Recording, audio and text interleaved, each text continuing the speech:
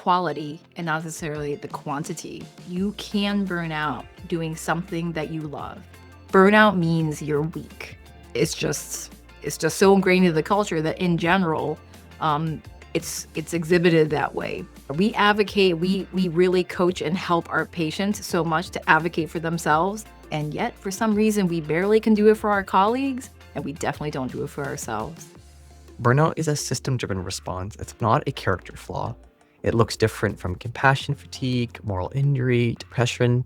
And recovery can take months, and it's not a quick solution within days. Welcome to the Transforming Healthcare Coaching Podcast, where we're all about helping healthcare professionals like you create positive change at work, at home, and everywhere in between.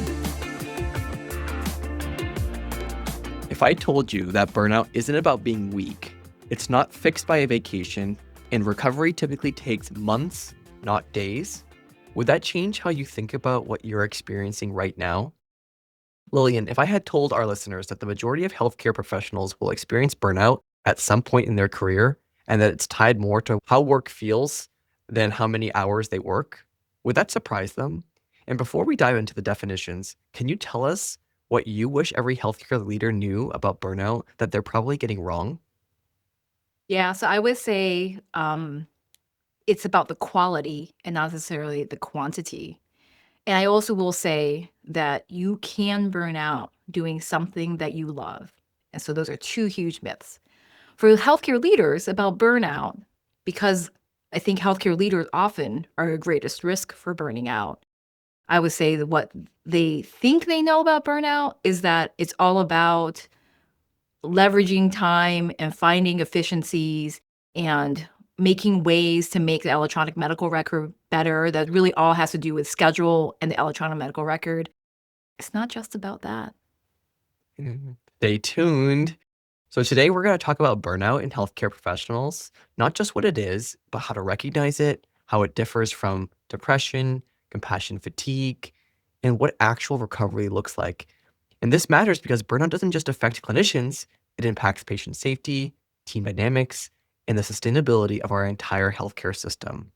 And so by the end of this conversation, you'll hopefully have language to name what you or your colleagues might be experiencing, concrete early warning signs, and specific ways to support someone who's struggling, whether or not time off is possible.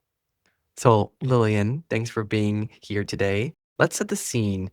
When did you first start noticing that burnout was becoming a defining issue in healthcare leadership?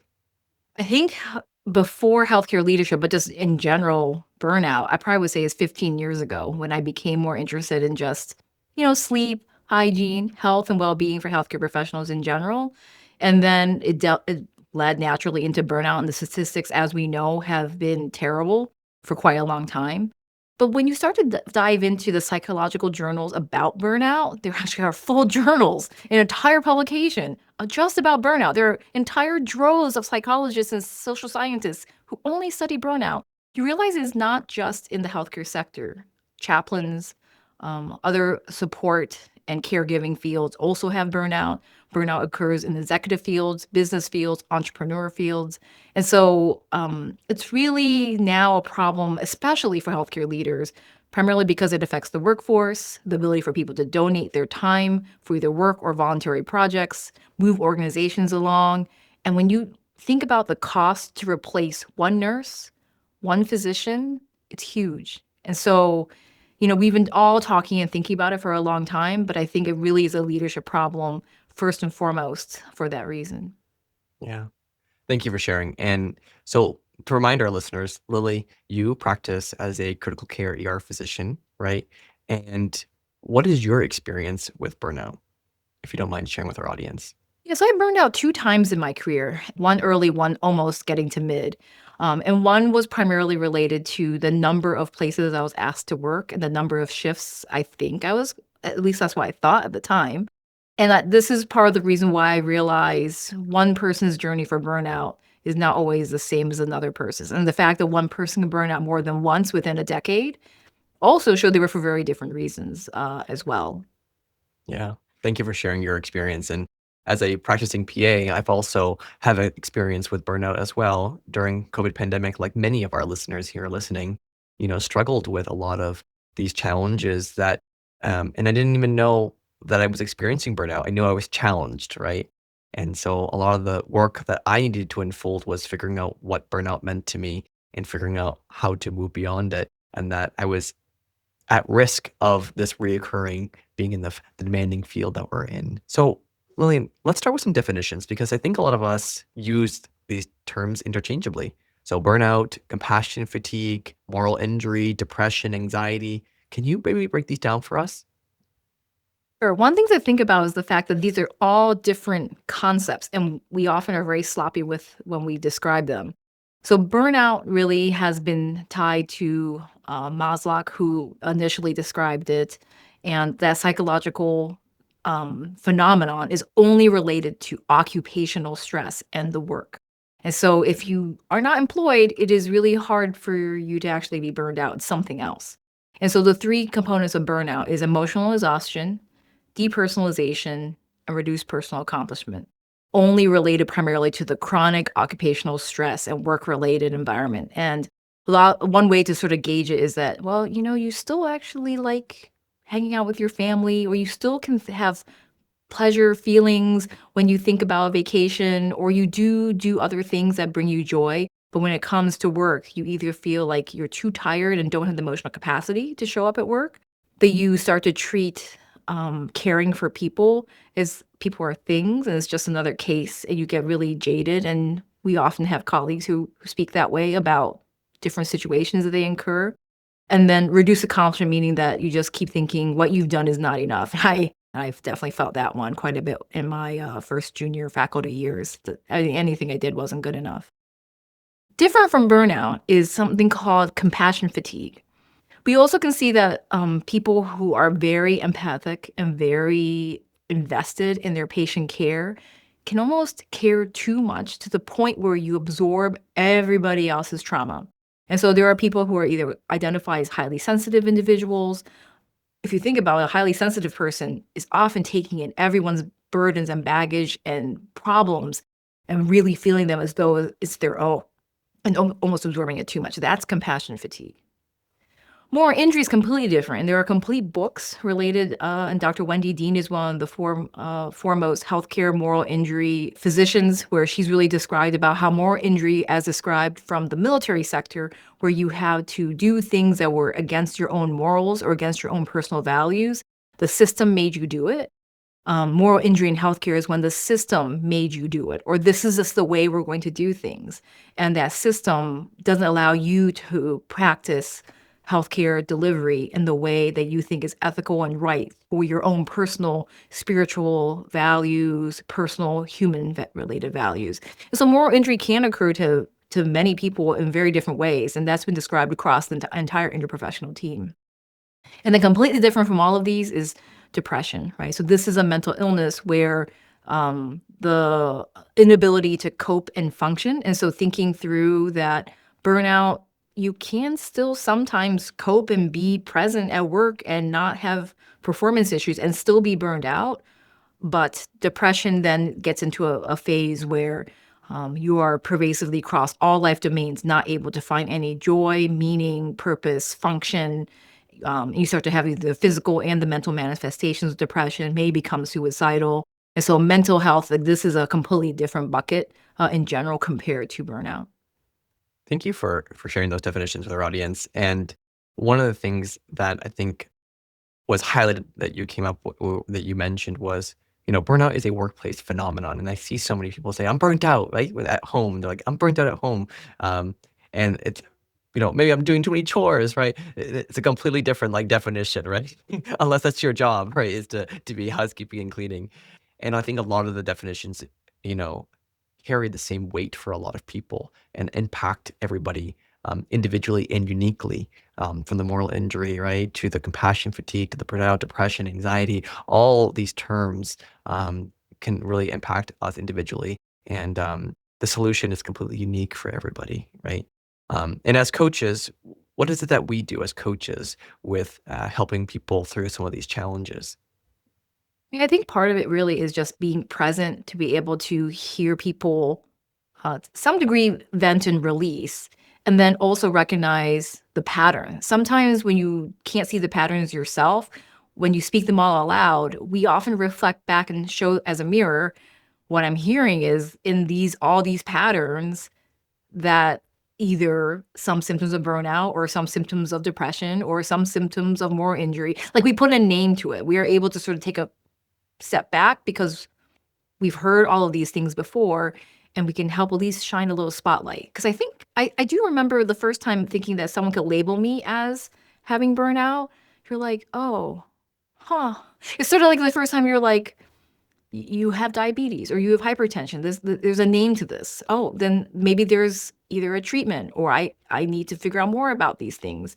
I think until then, you just think you're just very, very stressed out, and there's maybe no hope in sight, and you don't know where to begin.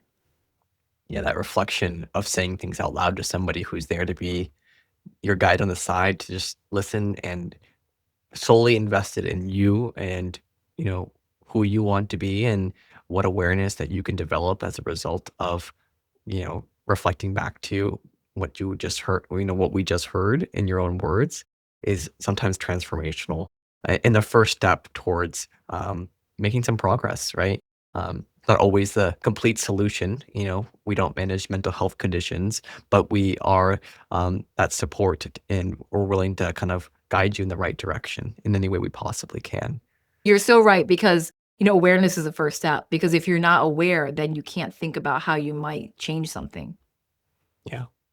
And so now that we got those kind of definitions, let's talk about maybe recognition. What are the early warning signs that someone may be moving into some of that burnout territory?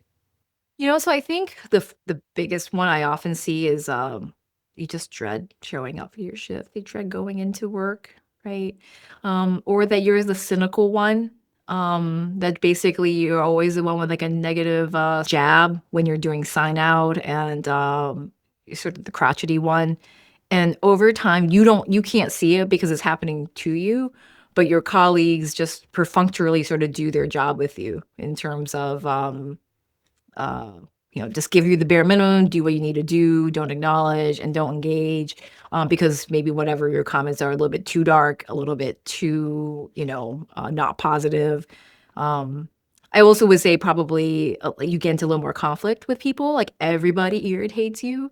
You're really bitchy on the phone. You're not sleeping well. You eat too much. You eat too little. Those are some of the things I've seen. What kinds of things have you started to notice as early warning signs?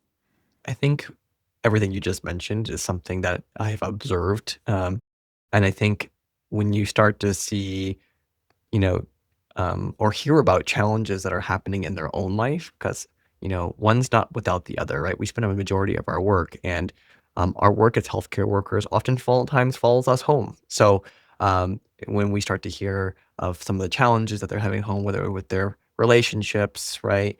Or their health habits, as you had just mentioned, um, that starts to be an early warning sign that I sometimes see for some, um, whether they recognize it or not at that moment, right? Everybody has to come to their own conclusions at their own time, have their own awareness.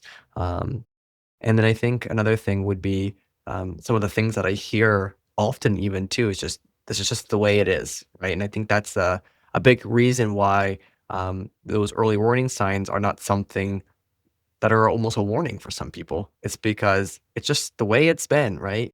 And just because it's the way it's been, it's not the way it should be, right? And that we as human beings and healthcare professionals deserve the same um, treatment and the same um, uh, um, quality of life that we want for our patients. Absolutely.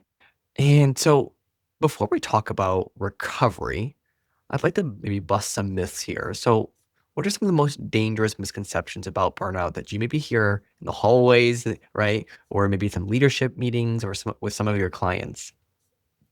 I think in some circles, there actually is a myth that still pervades that burnout means you're weak.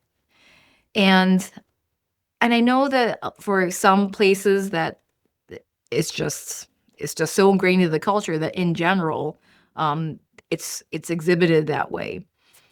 The reality is it's an entire system of your entire life, work, personal, health, entire what we call the wheel of life or the thrive wheel that we talk about here, transforming in our group coaching program. It's that entire system.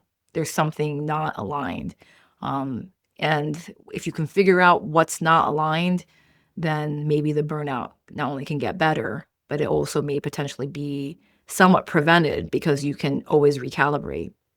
The other myth I really get is fewer hours will fix it. That basically, if I just reduce my time, a lot of women do this because women have a higher rate of burnout. They often have a higher due to genderization of roles at home. Once you have children, there's many people in partnerships where even though they go home, they are also stuck with a lot of either childcare or cleaning and too many other identities and jobs to fix. You're working 3 jobs at the same time. So they think less clinical hours will fix it. And it's really not about the number of hours. Again, it's about alignment of what we would call the thrive wheel within our program. It's about how work feels, and meaning how the work in any of these identities feel and how you are seeing it in your own particular lens.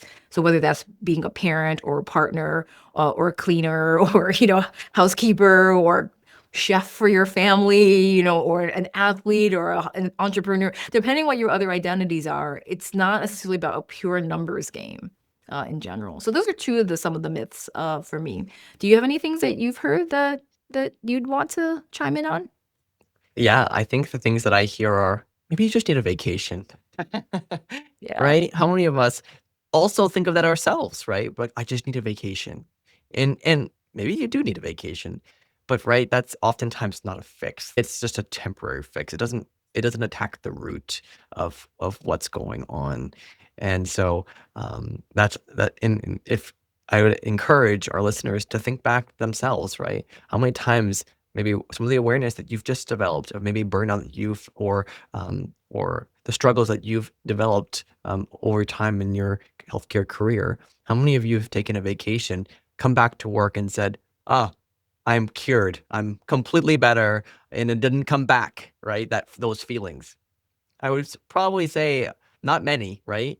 And so they actually had to take some other um, change or tackle some other goal to kind of figure out what that solution could be. And so if that resonates with anybody, please share in the comments because I'd love to hear of what did you have to do despite your vacation to be more well in your career, right? I think the other thing that I hear as well is you just need to be more resilient, right? I think or you just need to suck it up almost, right? You just need to be like the other person, right? You just need to just come to work and do your work, right? And and how many times have you seen that be successful, right? It's not giving room for the person to say, "Hey, I'm really struggling with this. Can you help me figure out a solution?"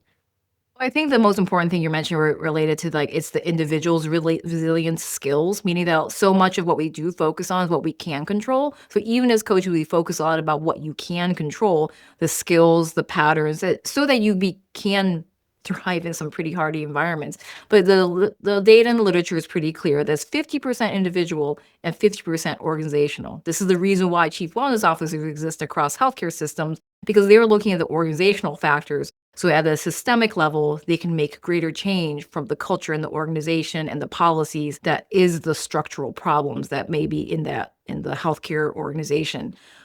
Both are equal. So I think that's the greatest myth that you had commented on. Is basically it's up to me. You got to be just like the other person, your friend, your colleague on your team. Why can't you just be more like that other person?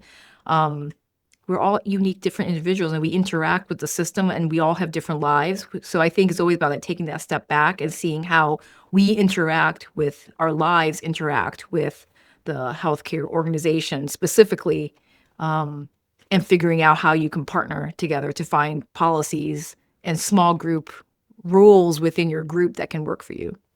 Yeah, I like how you said that burnout solutions are not solely individualized, that they require organizational involvement as well, right? To be a true kind of burnout, solution. And so, but I always tell people you're only at agency to change who you are and who you want to show up to be. And that's always the first step is, taking the right steps for you, right? How many of us advocate for our patients and say, you know, they'll I recommend you follow up with, that person. I want you to call despite they said they would call you. I always tell my patients that, right?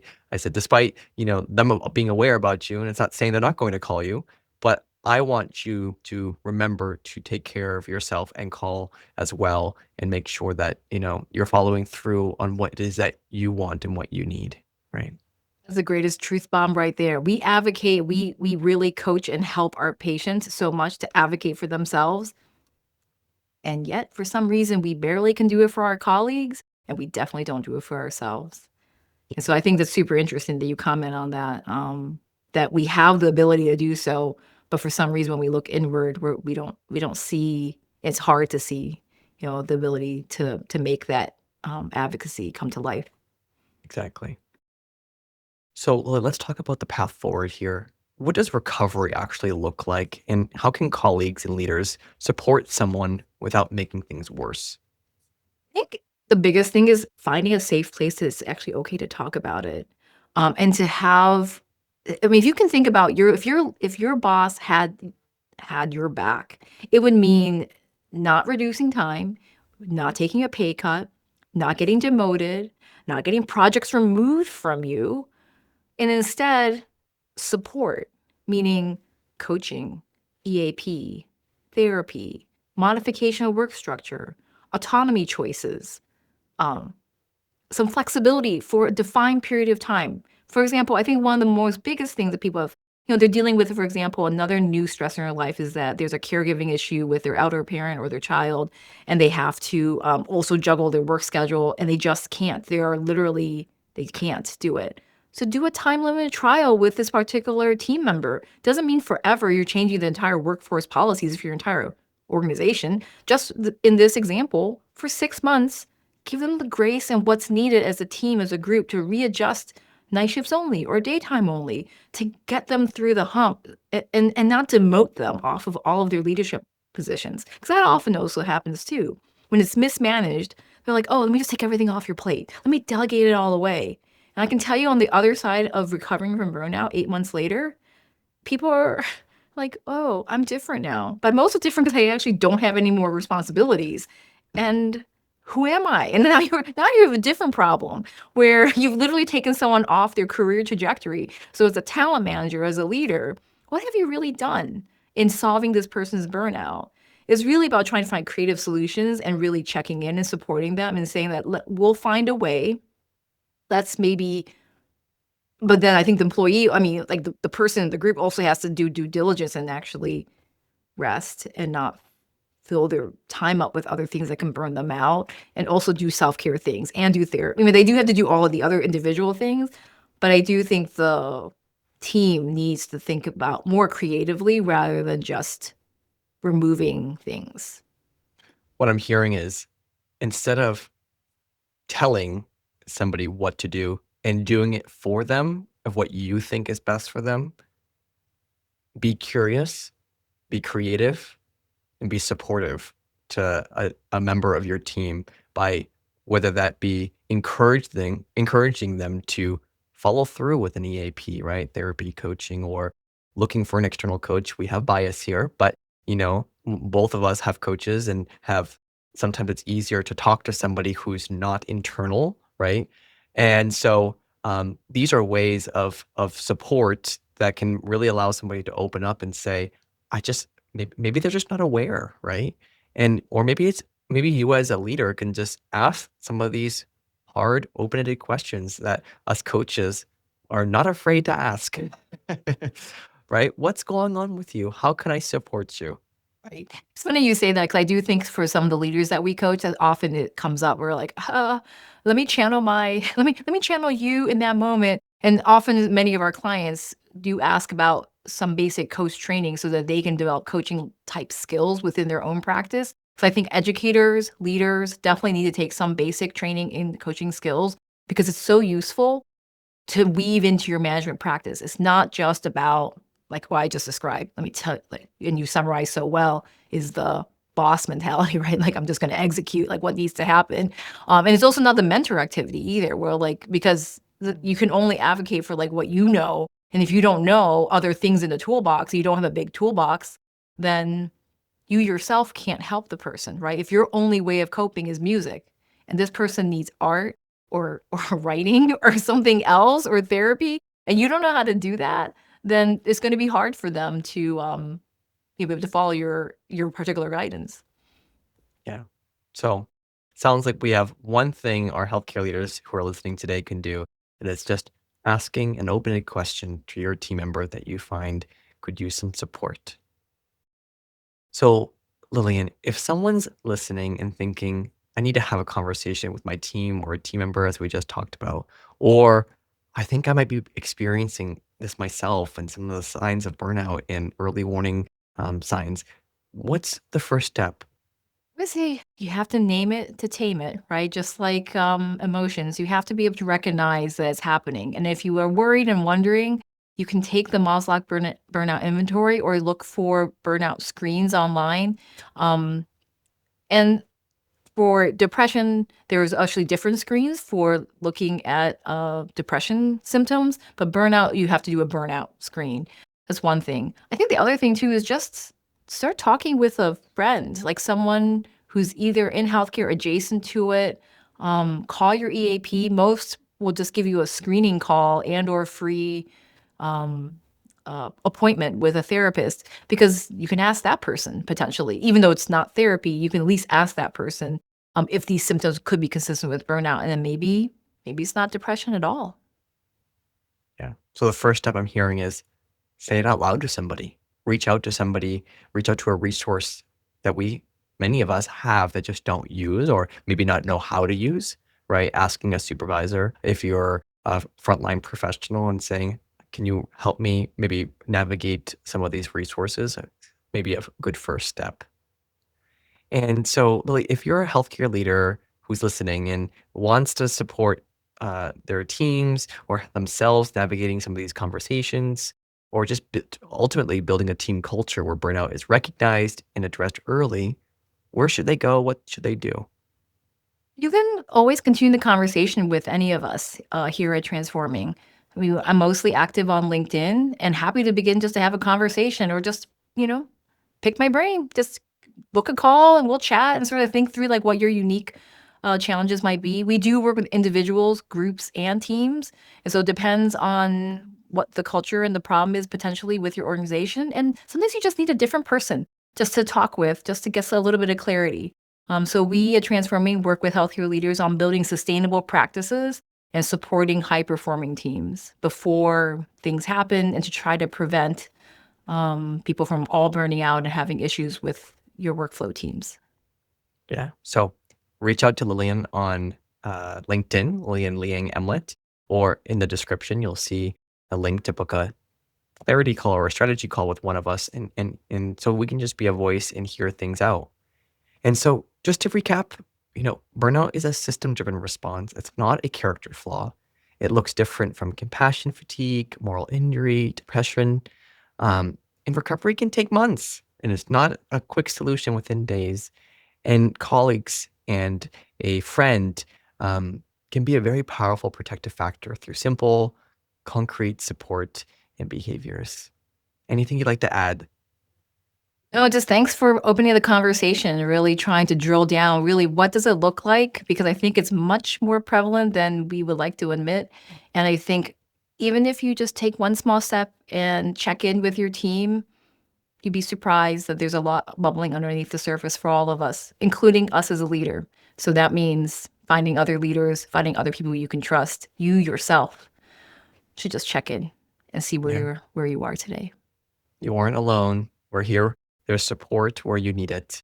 And if you need somebody to talk to, please feel free to reach out. So thank you, Lillian, for joining us on this episode. And we'll see you next week. Thanks so much for listening. If you found value in today's episode, please subscribe and share with a colleague who would benefit. Together, we can transform healthcare one person at a time. Find us anywhere you find your podcasts. Ready to take your healthcare leadership journey to the next level? Book a discovery call free at transforminghealthcarecoaching.com to explore our personalized coaching packages designed specifically for healthcare professionals like you.